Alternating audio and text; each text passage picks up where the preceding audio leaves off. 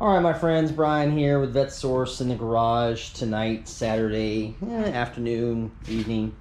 Now that we've got daylight savings time, our daylight saving time has ended, we're back to our regular time. So getting darker earlier, but most of what I've had time to be able to accomplish this week was kind of tinkering with the cars again here in the garage. I've been messing with our 1996 LT4 here, and I've been kind of tinkering with the big block over here, doing some wiring stuff. I'll probably have a video for you guys that may have an interest on this. Maybe next week. I've got some things I got to do. I'm going to highlight and detail kind of not a how-to, but more or less a what happens if, kind of scenario. So anyway, what I thought I'd do today is kind of bring you a little more fun stuff regarding the LT4 car here. Not specifically just the LT4, but all of the late model Corvette C4s that kind of basically the last generation within a generation, kind of is a 94 through 96, because 94 was the last major styling update for these cars as far as the interior went. The interior on a 94 is different than that from a 93, or 90 through 93 I should say. So these are just random little trivia things that I know about them. Again, I've been around them forever, and things that I've kind of cataloged in my brain over the years. And I was sitting here today working on it and thought, you know what, I'll let people know.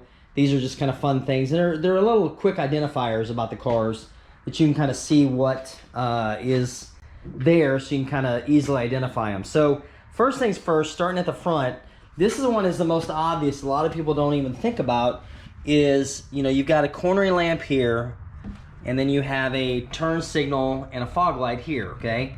This space between here on 96s and 96s only is the same color as the rest of the body. On 91 through 95s, this is black. No matter what body color the car is, red, green, purple, blue, white, they're all black. And they're not black with paint, they're black painted primer. And I don't know what the reasoning was behind that, unless it was just a contrast to make all this black. But in 96 specifically, they didn't bother to put this on here, kid you not, because it saved them money. I remember seeing the memo or the bulletin from General Motors talking about slight changes to the Corvettes when these were new. We got to the dealership, and they specifically said, this is not necessary, and it actually is a cost-saving measure. So this on 96s, if you're looking at a 96, this should be body colored. If it's not body colored, that means it's been repainted. Vice versa, if you're looking at a 91 through 95, and this is body colored like a 96, you know it's been repainted. So take that for what it is. The other thing that's interesting kind of in this front, there's a lot of actually little things here, but this one is always interesting. 94s through 96s, I think in 94s when we started this, these cars have plastic emblems. They're not metal like they were before. And all the service replacements are plastic. Even if you go back to get service replacements, they're going to be a plastic emblem. Now, the emblems on Corvettes for C4s were always kind of a sticking point. And again, we're talking 84 to 96, there were 380-something thousand C4 Corvettes produced. These emblems were always a problem, because what they would happen is there wasn't a way, I don't think, to anodize these. So the earlier ones that are metal, they would actually start to look really rough within a couple years if the cars were kept outside. So to them, the solution, I think, was let's just make it out of plastic, black plastic. They don't have to worry about it. Now, in the sunlight, though, these will actually wear. Mine here on this car is actually still in really good shape, because this car has been in the garage, but you can kind of even see on those corners there where some of it's kind of lifted a little bit, but it's just the nature of the beast. So that's another interesting thing about them, is the plastic emblems. Now we move under the hood, and it's kind of funny. I got a broken PCM bracket over there I got to fix. This is one that hardly anybody actually notices, and it's kind of funny. So you look at this headlight, you see it's a Wagner halogen, but if you tap it, it's plastic. This is not a metal headlight. Now, guys are looking like crazy for these, because these are the original headlights that came on these. And I'm not quite sure if this was supposed to be a weight savings measure, but this is a 96 only fee. Oh, maybe late 95. I'm pretty sure it's only 96. These are plastic headlights, and guys look for these when they're having their cars judged. because that's what's correct to the car. Now on the flip side though, before we used to have under hood lights that were plastic. In these years, 94 through 96, I think it may have started earlier, may have been back in 90, 91, but they went to glass under hood lights. The reason why is because this bulb in here is really bright, and with time it would start to melt that plastic housing, so that was the way for them to get rid of it. So just interesting things. You got a reversal, a plastic headlight with a glass under hood headlight assembly.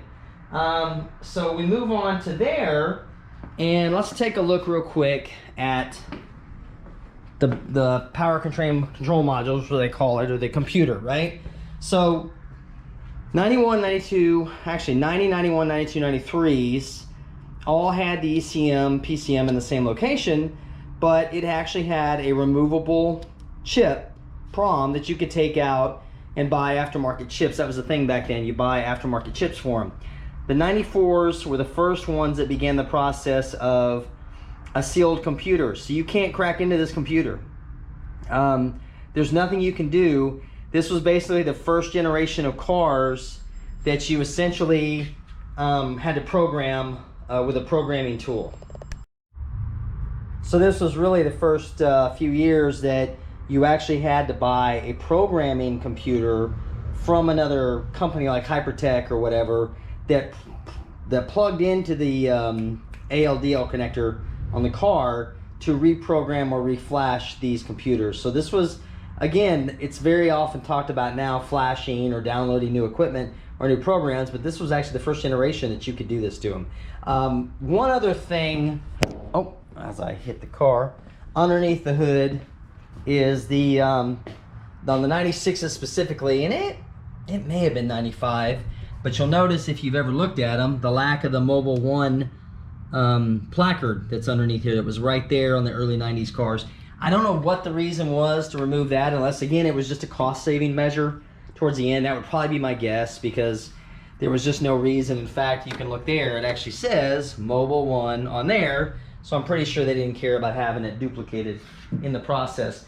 One other interesting thing here body-wise on the cars was, a lot of people don't notice, these fenders on 95, 96s are completely different than 91 through 94s that had this style of body with a rounded front end and rear end. So you almost don't even notice it because it kind of has the same flares, but what happens is the flares raise up and come to this bump area here and outline, and if you're not knowing what you're looking at, it's really easy to miss 95, 96 fender panels.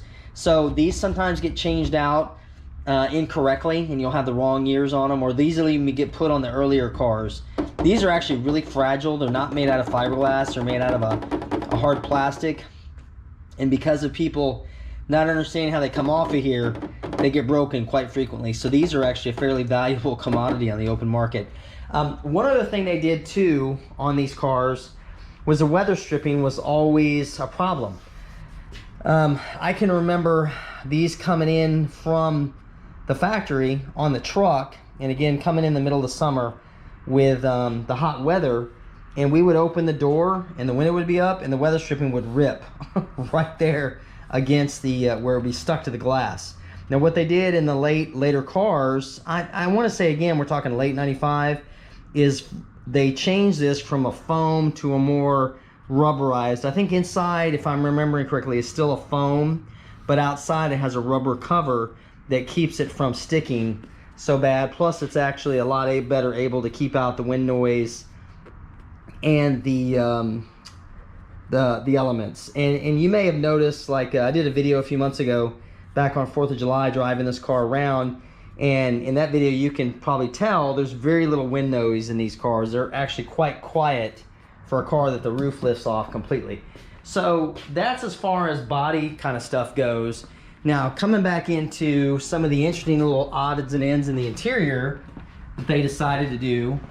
The dash itself on a C4, or I'm sorry, on a 94 through 96 is completely changed. Now it looks similar, but it's flatter. The door panels are different. Nothing from a 90 through 93 dash wise will fit in a 94 through 96. Part of the reason they did this was to integrate that passenger side airbag, because all the way to 93 they don't have a passenger side airbag. But the one thing they did too that was kind of cool was they went ahead and before you had orange lettering on the dash and stuff. You can see here everything is white. All your lettering, your placards, all of it is in white. But if you turn the lights on, it all becomes orange.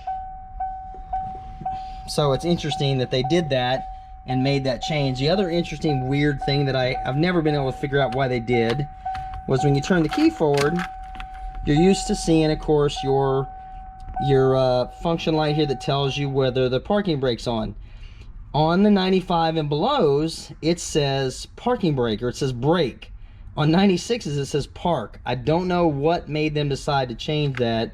I'd be curious to see why, but it's a very weird oddity. So that's another thing. If you're looking at a car and they claim it's a 96, if you get in that sucker and it says brake, it's not a 96.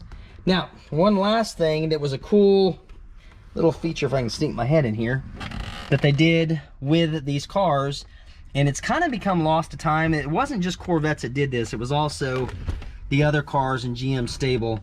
You see this SCV right here, and then that little placard and the volume? There's a knob back here.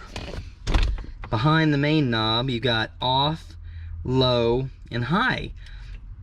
What this does, believe it or not, it's kind of funny looking back on it, is if you turn this up based on your preferences to low to high, as you're driving down the road and the speed increases on the car, the radio will automatically turn up louder, the volume. I kid you not.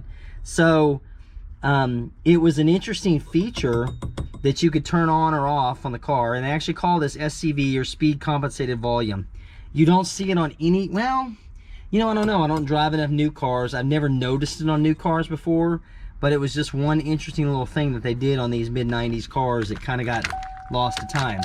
And then of course the last thing here in the interior that blows everybody away when you're looking at these is the hidden map pocket. So 91 through 93s, the door panels look very similar to this, but they don't have anywhere to store stuff. In fact, the center console on these is very limited. There's just not much room for much in here. So what they did was they put a map pocket into the door panel, which is pretty clever, because if you didn't know what you were looking for, you'd never see that. And I think that was because they got rid of the glove box over there, so they had to make room for some more space. Let's see, there were a few other things I was going to mention. Oh, the only thing I had left really, as far as, like I said, cosmetic wise, was this is of course the Grand Sport motor. But an oddity that these cars had was the first, I don't remember, it may have been first 10 or 20 Grand Sport convertibles, which are the Admiral Blue with a white stripe, actually had the fender flares attached to the side of them, even though they didn't have the bigger 315 wide ZR1 tires and rims. And then of course, once they, I don't know if it was a mistake from the factory, they decided they didn't like the way they looked, but they took them off. So if you ever see a Grand Sport convertible with fender flares from the factory, that's going to be probably, I think, one of the first 10 or 20 cars built. So anyway, I thought I'd just bring this to you Saturday night. Like I said, I'm just kind of tinkering around, not getting into too much trouble. We're going to be working on our thumper over there later on, and then next week I'll be back with another video. So hopefully you enjoyed it, guys. If you have anything to add to it, your own personal experiences about some of the oddities of your late C4 or C4s you've seen, let me know. You know, chime in, and we'll see what's going on. And other than that, I will check back with you guys next week. See you then.